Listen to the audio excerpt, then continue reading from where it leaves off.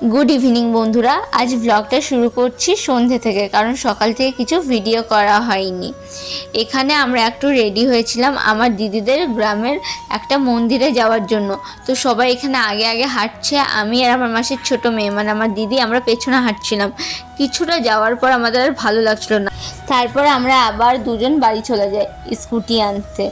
এখানে আমার দিদি স্কুটিটা বের করছে।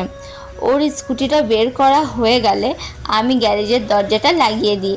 তারপর আমি স্কুটিতে চেপে পড়ি, কারণ আজ স্কুটি চালাচ্ছিল আমার দিদি। তারপর কিছুটা যাওয়ার পর আমরা রাস্তা ভুলে গেছিলাম, মানে কোন দিকে যেতে হবে আমরা বুঝতে পারছিলাম না। তারপরে আবার আমি আমার বরদিকে ফোন করলাম, দিদি আমাদের রাস্তাটা বলে দিল। তো আমরা আবার সে রাস্তা হয়ে যাই। দেখো এখানে না চারিদিকে প্রচুর মন্দির, আর জায়গাটাও বেশ সুন্দর। কিছুটা যাওয়ার পর আমরা ওদের দেখতে পেয়ে যাই। তারপর স্কুটিটা আমার বরদিকে দিয়ে দিই। বরদি স্কুটিটা চালাচ্ছিল আর আমি আর মিষ্টি পেছনে বসেছিলাম। দেখো এখন সূর্যটা অস্ত যাচ্ছে আর চারিদিকটা কি সুন্দর লাগছে, তাই না? এই দৃশ্যটা দেখতে দেখতে আমরা ফাইনালি পৌঁছে যাই মন্দিরে।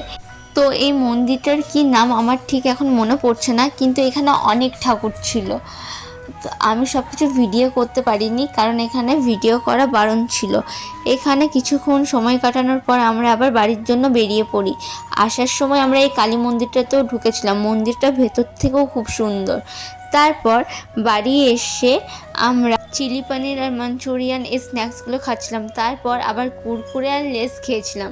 তারপর মিষ্টি আমাদের অনেকগুলো চকলেটস দিয়েছিল। তো এগুলো খাওয়া হয়ে গেলে আমরা তিনজন মিলে নাচানাচি করছিলাম, কারণ আজকে আমরা যতটা মজা করে নিচ্ছি, কারণ কালকে আমরা সবাই আবার যে যার বাড়িতে থাকবো।